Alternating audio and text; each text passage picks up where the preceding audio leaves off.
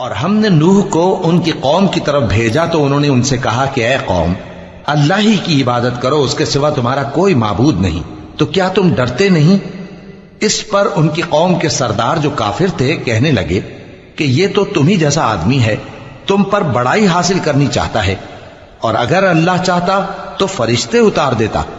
ہم نے اپنے اگلے باپ دادا میں تو یہ بات کبھی سنی نہیں، اس آدمی کو تو دیوانگی کا عارضہ ہے، تو اس کے بارے میں کچھ مدت انتظار کرو۔ نوح نے کہا کہ پروردگار، انہوں نے مجھے جھٹلایا ہے، تو میری مدد کر۔ پس ہم نے ان کی طرف وحی بھیجی کہ ہمارے سامنے اور ہمارے حکم سے کشتی بناؤ، پھر جب ہمارا حکم آ پہنچے اور تنور پانی سے بھر کر جوش مارنے لگے تو سب قسم کے پالتو حیوانات میں سے جوڑا جوڑا یعنی نر اور مادہ دو دو کشتی میں بٹھا لو،